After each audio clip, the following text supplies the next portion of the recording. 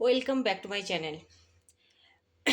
কেমন আছেন আপনারা? আশা করি আপনারা সবাই খুব ভালো আছেন। আমিও খুব ভালো আছি আপনাদের আশীর্বাদে, ভগবানের আশীর্বাদে। আজ আমি এমন একটা রেসিপি নিয়ে এসেছি, দেখতেই পাচ্ছেন পটল আছে, চিংড়ি আছে, আম টমেটো, পেঁয়াজ, রসুন, আদা। আপনারা দেখেন ভাবেন এটা হয়তো খুব নরমাল পটল চিংড়ি। না, হ্যাঁ, পটল চিংড়ি তো বটেই, কিন্তু সেটা নরমাল স্বাদে নয়, এটা অন্য রকমভাবে বানাবো। কিভাবে বানাবো সেটা আগে দেখতে থাকুন। অ্যাকচুয়ালি কী হয়েছে বলুন তো, আমি কিছুদিন আগে একটা বন্ধুর বাড়িতে গিয়েছিলাম। তো সে এইভাবে পটল চিংড়িটা এমনভাবে করেছিল, একটা টেস্ট এতটাই সুন্দর, তো খেয়ে আমি মানে আমার এতটাই ভালো লেগেছে, আমি ভাবলাম যে এই রেসিপিটা আপনাদের সঙ্গেও শেয়ার করি। নতুনভাবে, নতুন আলাদাভাবে রান্না খেতে কার নাই ভালো লাগে? সবার পরিবারের সবারই আশা করব খুবই ভালো লাগবে। রান্নাটাকে করে দেখবেন। বেশি কথা না বলে রান্নাটার দিকে এগিয়ে চলেছি। প্রথমেই একটা কড়াতে হালকা তেলটা নিয়ে নেব। চিংড়ি মাছটাকে একটু আগে থেকে নুন হলুদ মাখিয়ে রেখেছিলাম। এবার কড়াইয়ে তেলটা গরম হলে চিংড়ি মাছটাকে হালকা ফ্রাই করব, রেড না খুব একটা। দেখুন কীরকম বানাচ্ছি।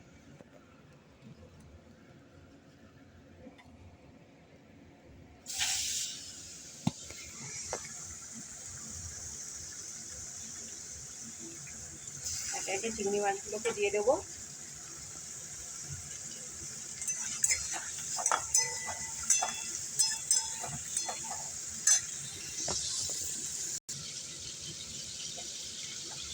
চিংড়ি মাছটাকে জাস্ট একটু হালকা ভেজে নেবো, যাতে চিংড়ি মাছের যে গন্ধটা সেটাকে একটু কেটে যায়। বেশি নাড়ানাড়ি করবো না, যেহেতু নুন হলুদ মাখানো আছে, হালকা জল বেরিয়েছে, সেইটাকে জাস্ট হালকা লাল হয়ে যাবে। হ্যাঁ, মাছগুলো বেশ এইরকম হালকা হবে, সেই মাছগুলোকে তুলে নেবো ঠান্ডা করার জন্য। এবার ওই তেলেই পটলগুলোকে ভাজতে দিয়ে দেবো। ডুমো ডুমো করে পটলগুলোকে কেটে রেখেছি, এবার সেগুলোকে ভাজতে দিয়ে দেবো। আর ওপর থেকে ছড়িয়ে দেবো হালকা নুন। হাফ চামচ মতো নুন দিয়ে দিলাম, যাতে পটলটা মানে হালকা সেদ্ধ হয়ে যায়। যতক্ষণ পটলটা ভাজছি, চিংড়ি মাছটাকে, এইটাই হচ্ছে এই রেসিপির আসল জায়গা, যেটা চিংড়ি মাছটাকে আমরা গোটা রাখবো না, মিক্সিতে হোক বা বাটনা বাটাতে হোক, হালকা, পুরো পুরো ম্যাশ নয়, হালকা শুধু ক্রাশ করে নেওয়া, সেইটাকে করে নেবো। চিংড়ি মাছটা ঠিক এই রকম হবে, আধা বাটা কিন্তু পুরোটা না, এই যে হালকা গোটা গোটা আছে, এই রকম, পুরো যেন মিহি না হয়। এরপরে আমরা মশলাটাকে তৈরি করব। একটা টমেটো, একটা গোটা পেঁয়াজকে আমি এরকম করে 4 টুকরো করে নিয়েছি, 4-5 টুকরো রসুন, আর এইটুকুনি মতন আদা।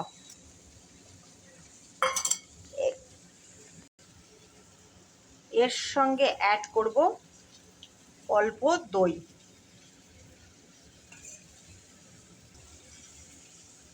এই রেসিপিতে আপনি যদি মশলাগুলোকে, গোটা মশলাগুলোকে এর সাথে বেটে দেন, তাহলে টেস্টটা কিন্তু আলাদা হবে। আমি দিয়ে দিলাম অল্প স্বাদ মতন জিরে, গোটা জিরে,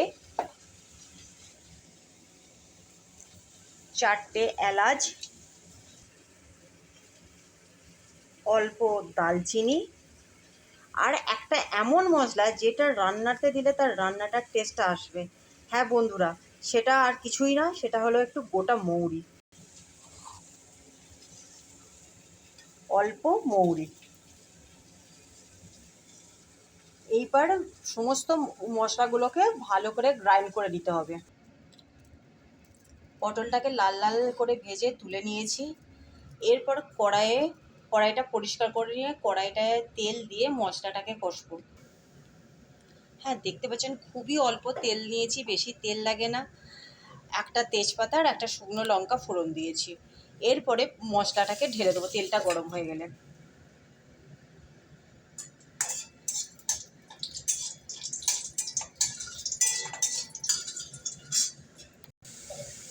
হ্যাঁ, মশলাটা দিয়ে এবার কষবো। আর মিক্সিতে যে মশলাটা লেগে আছে সেটাকেও ভালো করে জল দিয়ে ধুয়ে দিয়ে দেবো।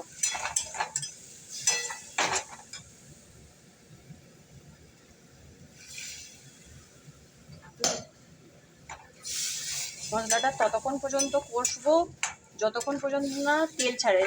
এর মধ্যে আমরা একে একে করে বাকি মশলাগুলো যেমন নুন, হলুদ, লঙ্কা, স্বাদ মতন চিনি আস্তে আস্তে দিতে থাকবো। 1 চামচ নুন, হলুদের গুঁড়ো, 1 চামচ লাল কাশ্মীরি লঙ্কার গুঁড়ো, 1 চামচ চিনি। চিনিটা আপনারা নিজেদের স্বাদ মতন দেবেন, যাদের সুগার আছে চিনিটাকে অ্যাভয়েডই করবেন। এরপরে মশলাগুলোকে ভালো করে দিয়ে কষতে থাকবো যতক্ষণ না মশলার এই যে জলটা আছে আধা হয়ে যায়। হ্যাঁ, দেখতেই পাচ্ছেন মশলার জলটা অনেকটাই কমে এসেছে। এর মধ্যে আমরা দিয়ে দেবো চিংড়ি বাটাটা। চিংড়ি বাটাটা দিয়ে ভালো করে মিশিয়ে নেব, যেন কোথাও কোনো গাঁঠ না থাকে।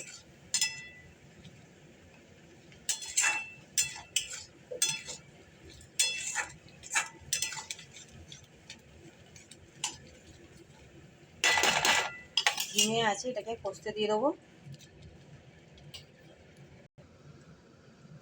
1-2 মিনিট কষার পরে এর মধ্যে ভাজা পটলগুলো দিয়ে দেবো। পটলগুলো দিয়ে দিয়েছি, এক্সট্রা কোনো জল দেবো না, একদম ধিমে আছে হালকা চাপা দিয়ে এটাকে পটলগুলো সেদ্ধ হতে দেবো। হ্যাঁ, ঢাকাটা দিয়ে দেখতেই পাচ্ছেন ঢাকাটা চাপা দিয়ে রেখেছি, জলটা ফুটছে, ওইতেই দিয়েছি, কোনো এক্সট্রা জল দেবে না, তাহলে টেস্টটা কিন্তু ভালো হবে না। পটলটাও ঢাকনা খুলে দেখলাম পটলটা সেদ্ধ হয়ে গেছে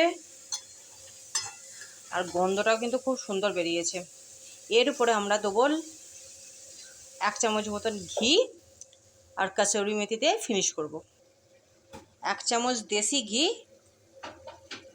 এরপরে দেবো কাসুরি মেথি।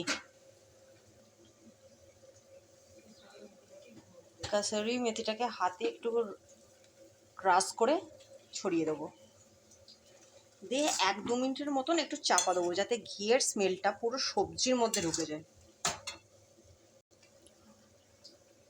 1/2 চামচ মতন গরম মশলার গুঁড়ো। হ্যাঁ, রান্নাটা হয়ে গেছে, এই রকমই গ্রেভি গ্রেভি হবে। এবার রান্নাটা রেসিপিটা একটা পাত্রে ঢেলে গরম গরম পরিবেশন করুন ভাত বা রুটির সাথে। আর যদি আপনাদের এই রেসিপিটা ভালো লাগে, একটু অন্য আলাদা রকম লেগে থাকে, প্লিজ চ্যানেলটাকে লাইক আর সাবস্ক্রাইব করতে ভুলবেন না। অনেক অনেক ধন্যবাদ, নমস্কার।